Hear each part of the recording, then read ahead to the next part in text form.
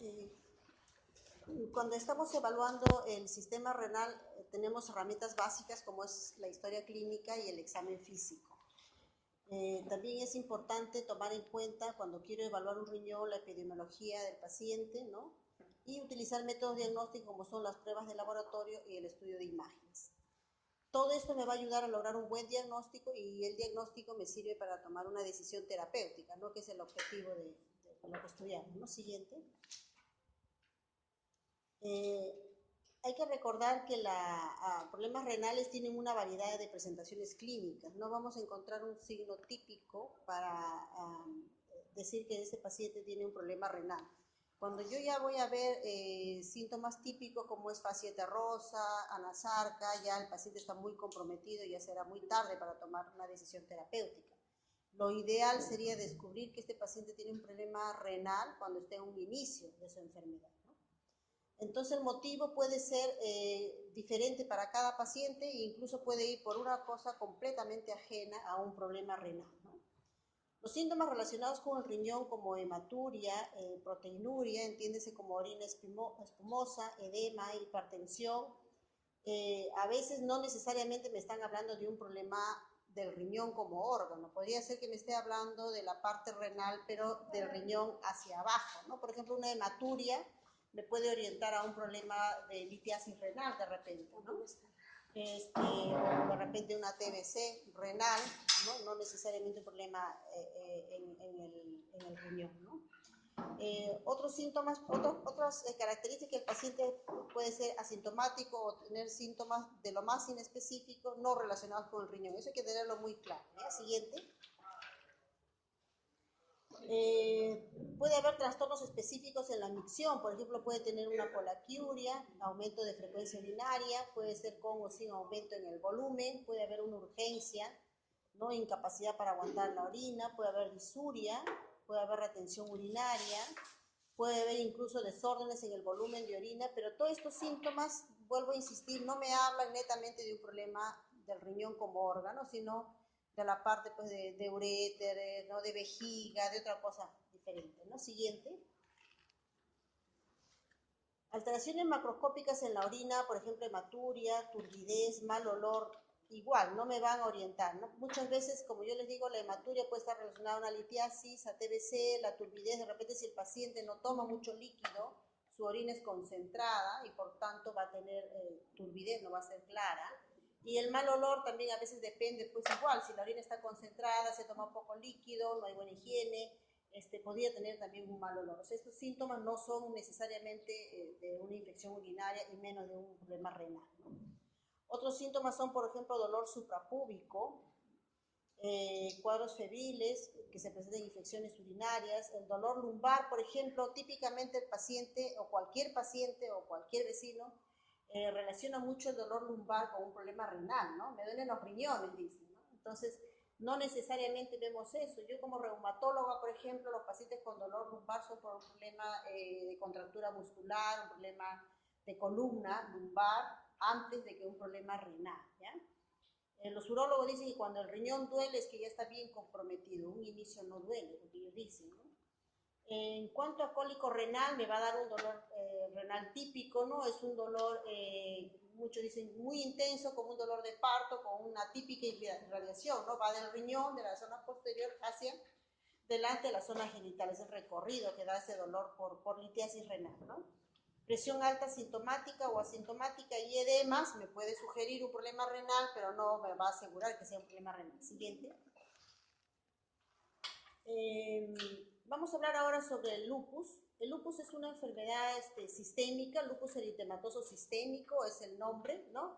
Es una enfermedad sistémica que se caracteriza por alteraciones inmunológicas genéticamente determinadas y precipitada por un factor exógeno y endógeno. O sea, lo que yo le digo a mis pacientes, ¿no? Tienen la herencia de la enfermedad, pero hay algo que determina que sí haga la enfermedad, ¿no?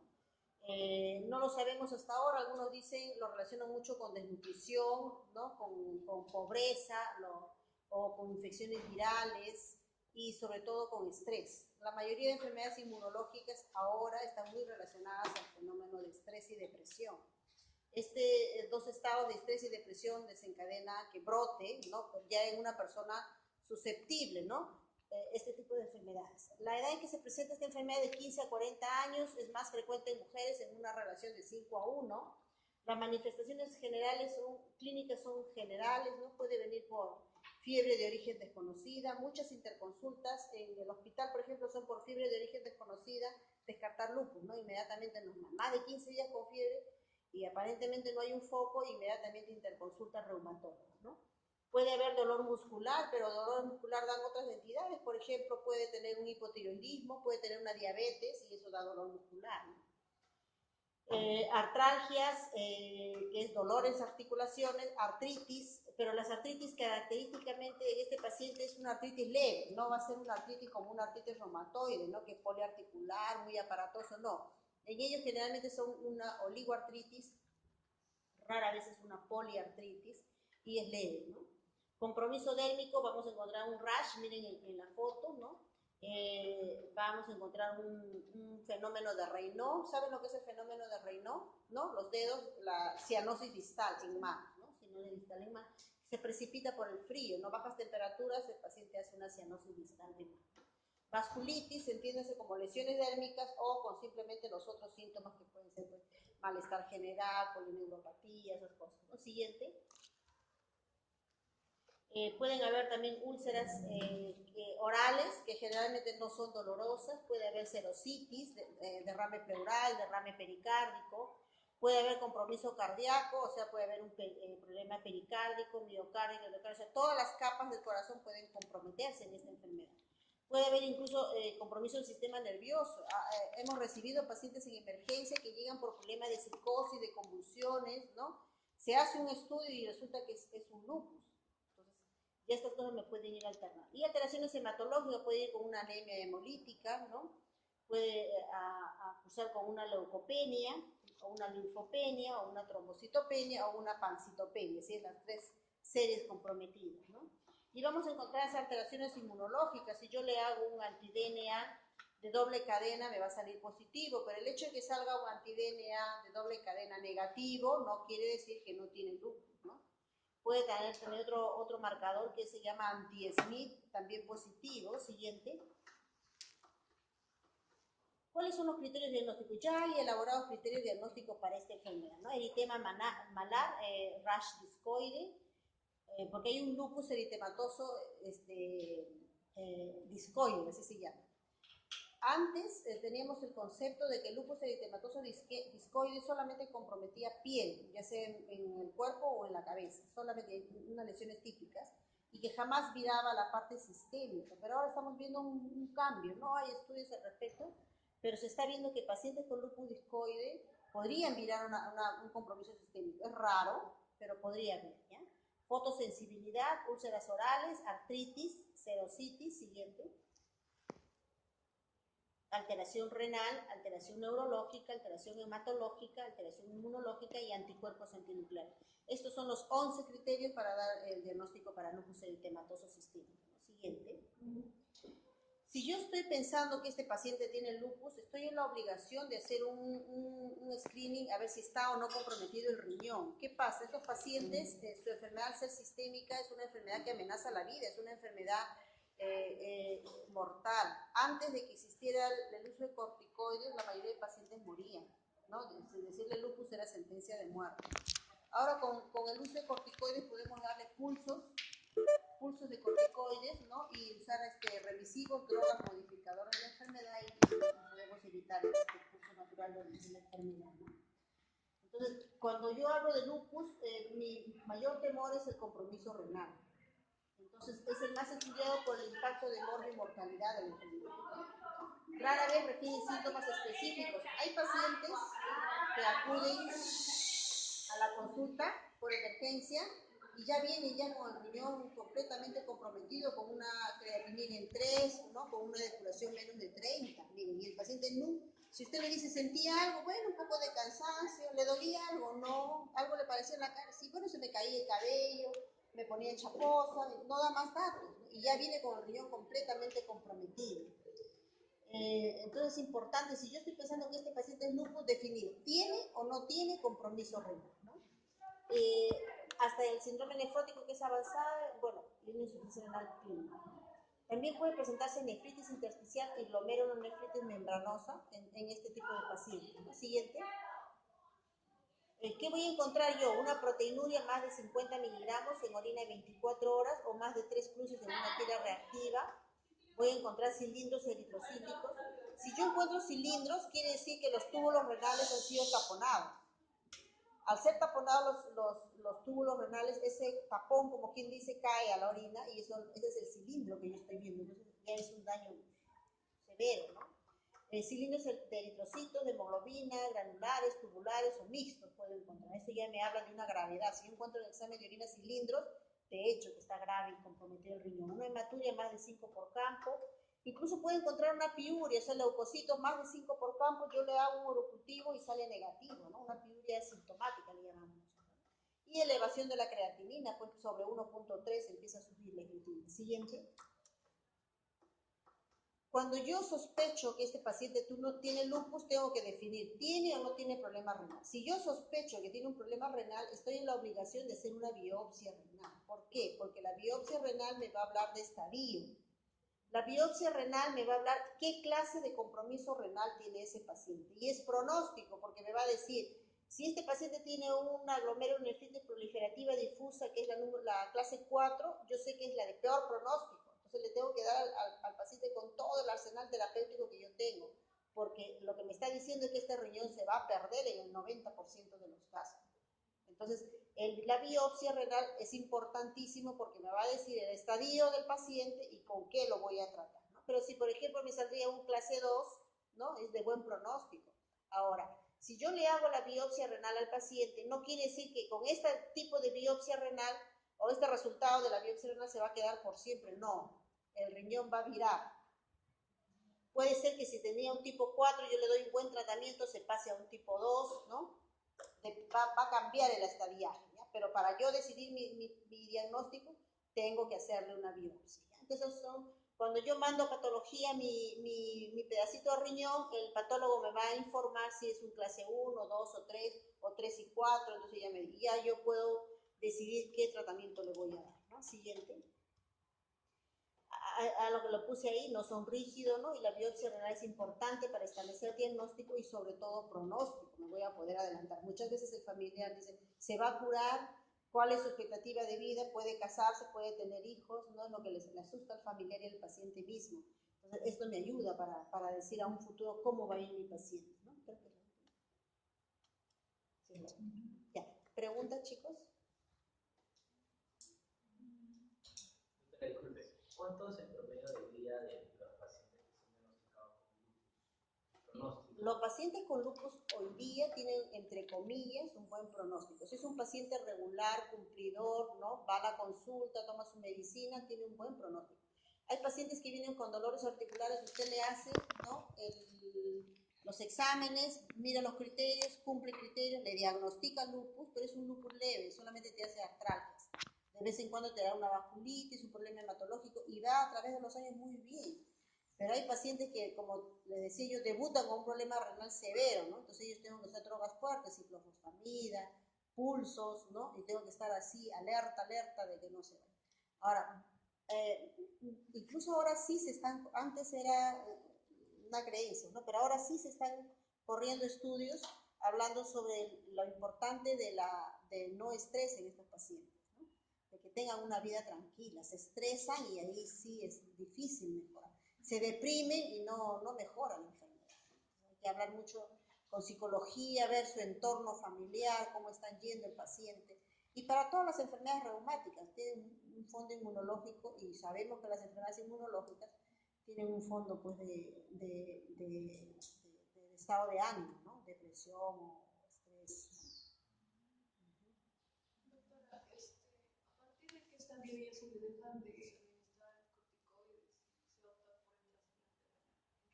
Ya, nosotros no usamos trasplante renal salvo que tengan insuficiencia renal terminal.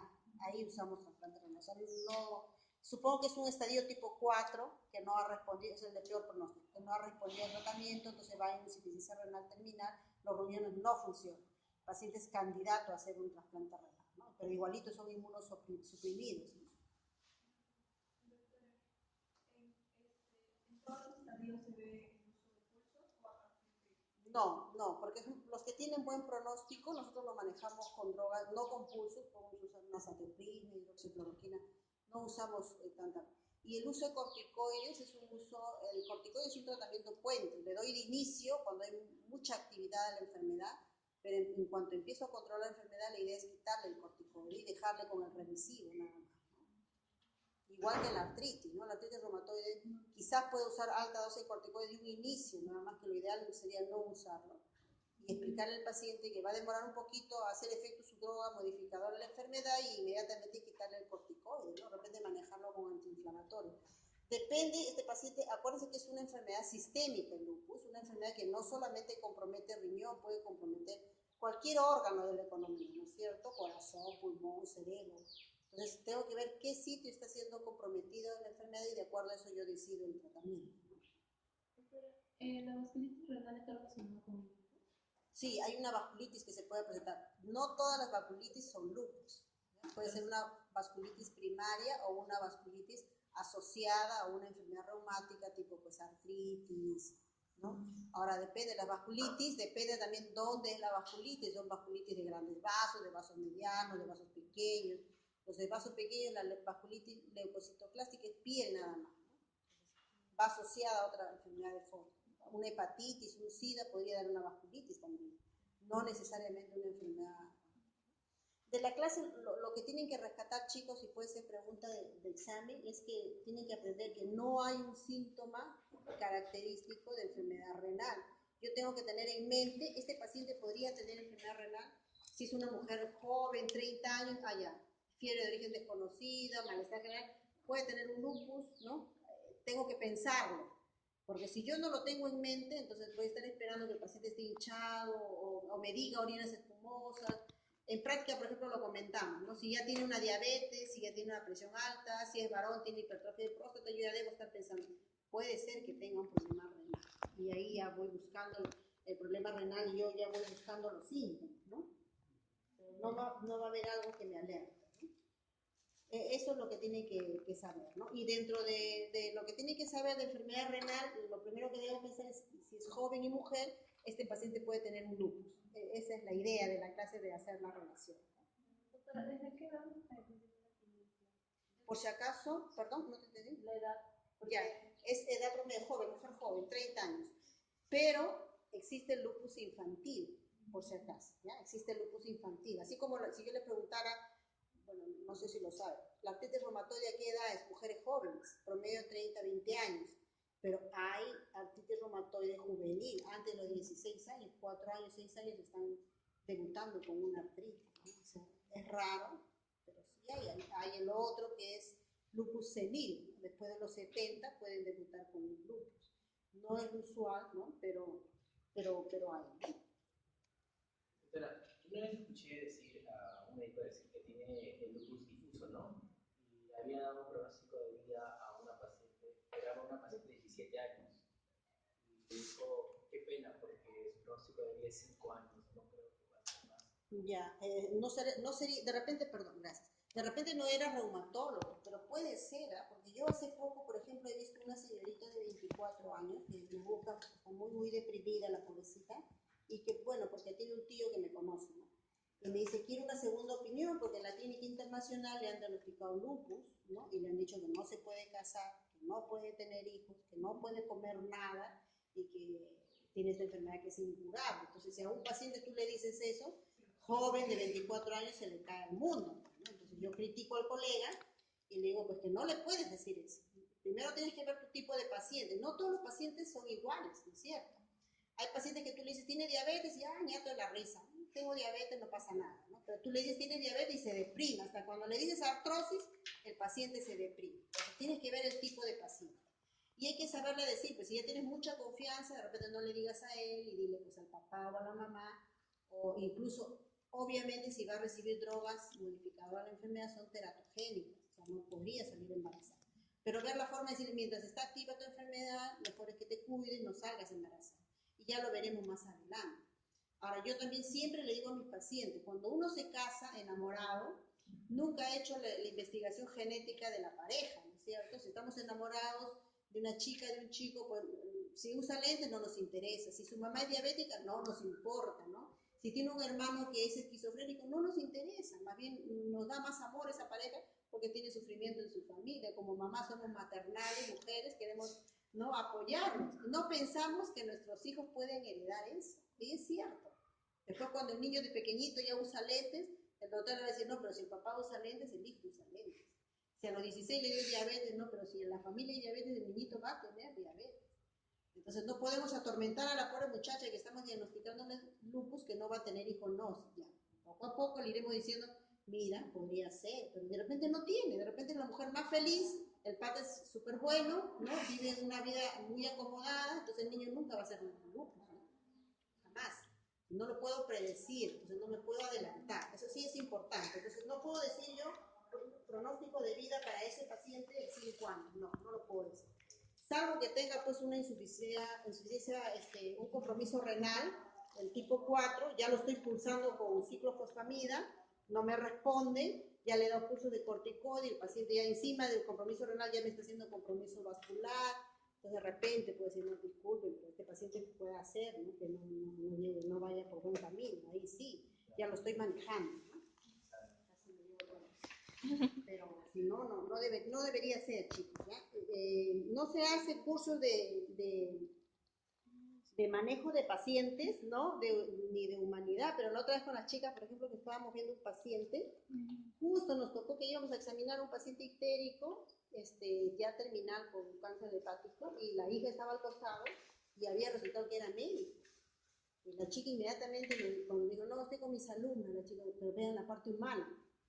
A veces nosotros queremos aprender, tocar al paciente, preguntarlo, ¿no? Pero el paciente está enfermo y es un ser humano.